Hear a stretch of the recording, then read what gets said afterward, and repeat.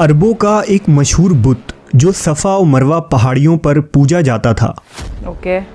ये वो बुत थे जिसे लोगों ने अपने हाथों से नहीं तराशे थे, बल्कि ये जीते जागते हकीकी इंसान थे। What the heck?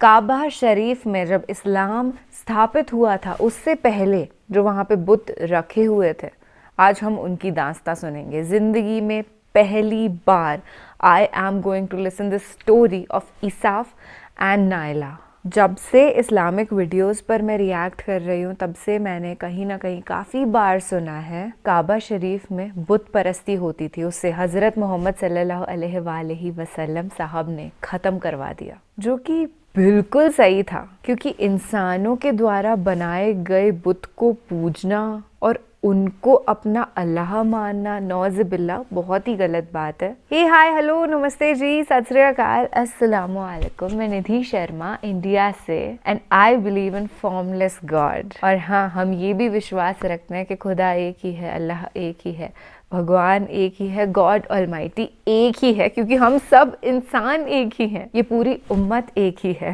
देखिए, बहुत सारे मिसकंसेप्शंस के चलते ह्यूमंस यूजुअली गेट डिस्ट्रैक्टेड, पर हमें भटकना नहीं है बल्कि एक सीधे मार्ग पर चलना है, और वो है नेकी का रास्ता। जी हाँ, रमज़ान मुबारक दोस्त। फिलहाल अल्लाह सुब्हान व तआला का नाम लेकर के इस वीडियो को स्टार्ट करते हैं। काबा शरीफ के अंदर बुत परस्ती का आरंभ और अंत कैसे हुआ ये जानते हैं, फिर we will have a one on one conversation. अरबों का एक मशहूर बुत जो सफ़ा और मरवा पहाड़ियों पर पूजा जाता था। ओके। ये वो बुत थे जिसे लोगों ने अपने हाथों से नहीं तराशे थे, बल्कि ये जीते जागते हकीकी इंसान थे। What the heck?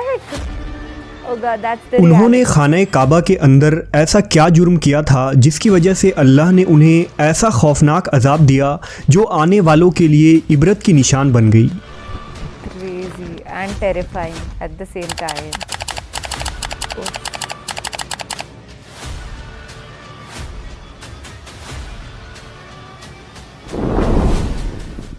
जब से खाना काबा तामीर हुआ तब से लेकर अब तक जिसने भी बैतुल्लाह की बेहुरमती की या बेहुरमती करने की कोशिश की, तो अल्लाह ने उनका वो हशर किया कि रहती दुनिया तक इबरत का निशान बनकर रह गए, फिर चाहे वो दुनिया का ताकतवर बादशाह अबरहा और उसके हाथियों का लश्कर ही क्यों ना हो। Okay. Yes. आपको याद है, इसके अलावा तारीख में कई ऐसे वाक़यात मिलते हैं कि जिन्होंने काबा शरीफ की बेहुरमती की और उनको अल्लाह ने दर्दनाक अजाब देकर तबाह कर दिया। इसकी एक मिसाल इसाफ व नाइला है। इसाफ बिन याला और नाइला बिनते जैद दरअसल कबीला बनी जुरहुम के एक मर्द व जन थे। नाइला एक खूबसूरत और हसीन लड़की थी जो अपने कबीला में यमन के किसी इलाके में रहा करती थी। ये खूबसूरत हसीना कबीला बनी जुरहम में अपने हुस्न की नुमाइश किया करती थी। वो फहश लिबास पहनकर घर से निकलती थी और कबीला के नौजवान उसके पीछे पीछे चलते थे।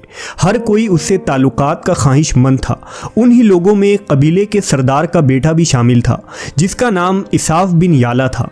इसाफ और नाइला आपस में मोहब्बत कर बैठे और ये मोहब्बत बहुत ही जल्द खबासत में बदल गई। उन्होंने आपस में नाजायज़ ताल्लुकात कायम कर लिए और जब कभी मौका मिलता तो दोनों जिना में मशगूल हो जाते। इस तरह ये सिलसिला यूं ही चलता रहा।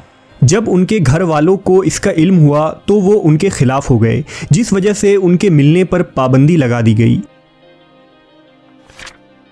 एक दफ़ा का वाक़या है कि बनी जुरहम का एक काफ़िला हज करने के लिए मक्का के लिए रवाना हुआ, तो ये दोनों भी उस काफ़िले के साथ हज के लिए चल दिए।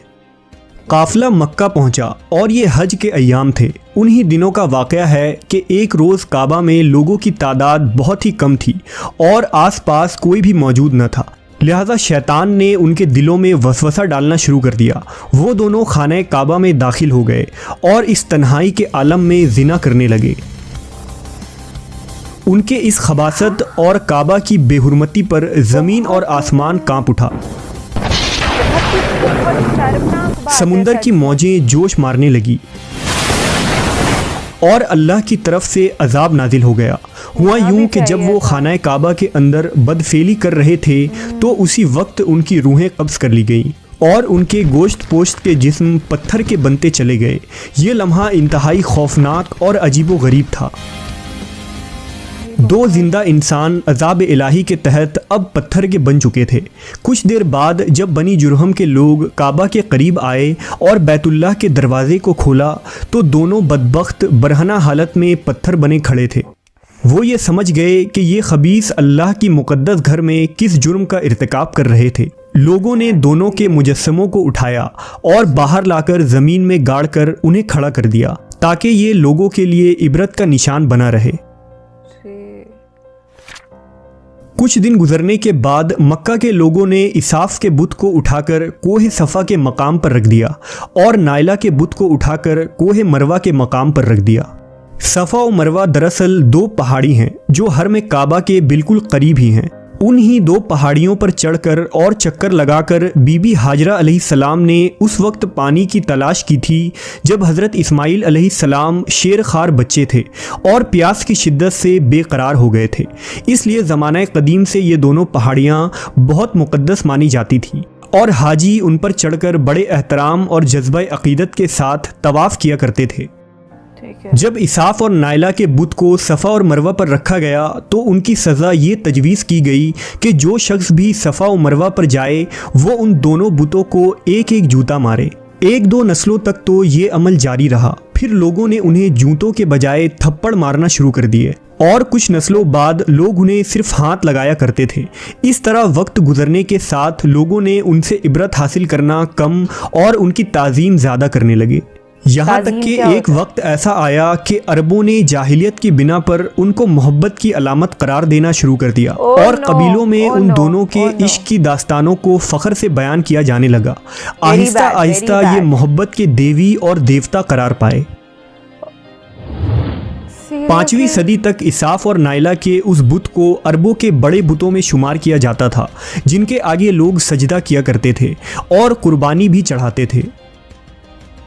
हज़रत ज़ैद बिन हारिस रज़ी अल्लाह ताला अन्हु बयान करते हैं कि ज़मानाए जाहिलियत में जब मुशरिकीन मक्का बैतुल्लाह का तवाफ़ करते थे तो इसाफ और नाइला के उस बुत को छूते थे। मैं एक दफ़ा रसूल अल्लाह सल्लल्लाहु अलैहि वसल्लम के साथ बैतुल्लाह का तवाफ़ कर रहा था, लिहाजा जब मैं उन बुतों के पास से गुज़रा तो उनको छुआ। इस पर आप सल्लल्लाहु अलैहि वसल्लम ने मुझको उन बुतों को छूने से मना किया। मैंने अपने दिल में कहा कि देखूं तो सही कि छूने से होता क्या है, इसलिए दोबारा उनको छुआ। आप सल्लल्लाहु अलैहि वसल्लम ने दोबारा ज़रा सख्ती से मना करते हुए फरमाया, क्या तुमको मना नहीं किया था? हज़रत ज़ैद फरमाते हैं कि अल्लाह की कसम उसके बाद कभी किसी बुत को मैंने हाथ नहीं लगाया और मैं कसम खाकर कहता हूँ कि नबी सल्लल्लाहु अलैहि वसल्लम ने कभी भी किसी बुत को नहीं छुआ था, यहाँ तक कि अल्लाह ने आपको नबूवत अता फरमा दी और आप पर वही नाजिल होने लगी। एक दिन रुश्द व हिदायत का एक सूरज तुलू हुआ जिससे ये पूरा खत्ता जगमगा उठा। हुजूर पाक सल्लल्लाहु अलैहि वसल्लम नबूवत के ओहदे पर फायज हुए। आप सल्लल्लाहु अलैहि वसल्लम ने दावत व तबलीग का काम शुरू किया। जी 10 हिजरी में जब अल्लाह ने अरब में दीन इस्लाम को गालिब किया और मोहम्मद सल्लल्लाहु अलैहि वसल्लम ने मक्का फ़तह किया तो आप फ़तह के बाद हरम शरीफ में दाखिल हुए और आपने अपने भाई हज़रत अली के साथ मिलकर तमाम छोटे बड़े बुतों को तोड़ डाला। आप बुत तोड़ते जाते और ये फरमाते जाते कि हक़ आ गया और बातिल मिट गया। बेशक बातिल ने मिट जाना ही था। यहाँ तक कि खाना काबा तमाम बुतों से पाक हो गया। फिर आप सफ़ा और मरवा पर तशरीफ़ ले गए और इसाफ व नाइला के उस बुत को अपने मुक़द्दस हाथों से तोड़ डाले।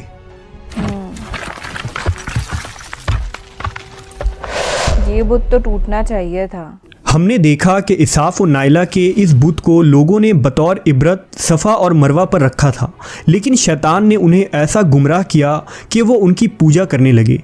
सिर्फ यही नहीं बल्कि जिना जैसे बदतरीन जुर्म जिसे काबा शरीफ के अंदर किया गया था, लोग इस दास्तान को फ़ख्र के तौर पर बयान करने लगे। होना तो ये चाहिए था कि उनके इस बदफेली पर लानत की जाती, लेकिन अरबों ने इस गुनाह को दास्तान इश्क बना दिया और इसाफ व नाइला को एक रोल मॉडल के तौर पर पेश करने लगे। बिल्कुल इसी तरह आज के इस फितने भरे दौर में यही कुछ हालात नज़र आते हैं, जहां अगर कोई शख्स किसी तरह का संगीन जुर्म करे तो लोग उसे हीरो की तरह बतौर नमूना पेश करते हैं। फ्रीडम, आज़ादी ख्याल और लिबरलिज्म के नाम पर हर तरह की खबासत और बुराई को खूबसूरत अंदाज में पेश करके उसकी भरपूर तायीद की जाती है। Oh God, what the heck was that? उनकी इबादत करने लग गए।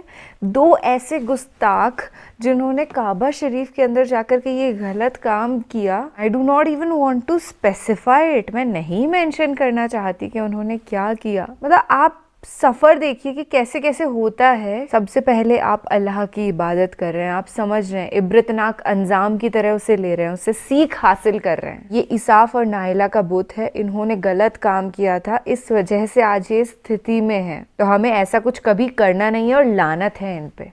और धीरे धीरे करके शैतान ऐसा हावी हुआ कि पहले तारीफें हुई उनकी, फिर उसके बाद इबादत ही होने लग गई। नहीं, अल्लाह सुब्हान व ताला वो समझने लग गए। नौज़बिल्ला। वो कहते हैं ना, रोमियो जूलियट वाली लव स्टोरी का करार दे दिया गया। तो first of all thank you so much Ambar voice वाले भैया, जिन्होंने इतना बेहतरीन कंटेंट हमारे सामने लाया और हमको ढेर सारी सीख दी, क्योंकि इससे पहले मुझे बिल्कुल भी अंदाज़ा नहीं था कि क्या रियलिटी थी।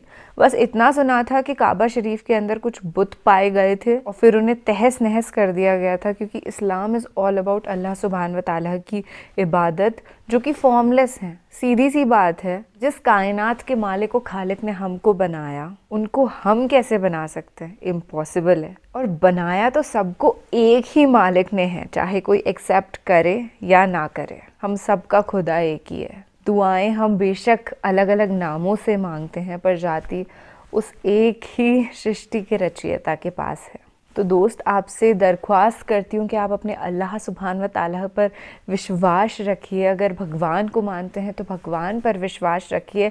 अगर गॉड ऑलमाइटी को मानते हैं तो उन पर विश्वास रखिए और मांगिए सिर्फ उसी से, और किसी से नहीं बॉस। क्योंकि इस यूनिवर्स के अंदर ना अनलिमिटेड है, और जो हम मांगते हैं वो हमें मिल जाता है। नेक ख्वाहिश जो भी आपकी होगी वो पूरी हो जाएगी अगर सच्चे दिल से मांगा गया है तो। और अल्लाह सुब्हान व ताला पे से भरोसा हटा करके यहाँ पे इंसानों से मांगने लग गए ना, तो इससे नूर जो है ना वो ख़त्म हो जाता है। एक आपका सेल्फ रिस्पेक्ट, क्रिएटर ने आपको क्रिएट किया है तो you have got power.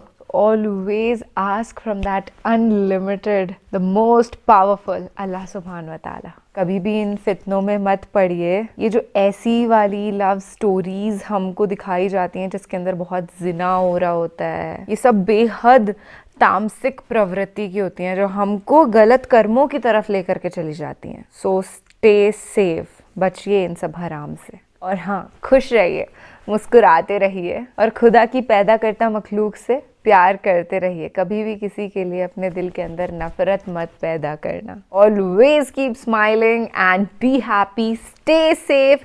Ramzan मुबारक। ऐसी बेहतरीन स्टोरीज के साथ हमारा राब्ता होता रहेगा। अल्लाह हाफिज़ दोस्त।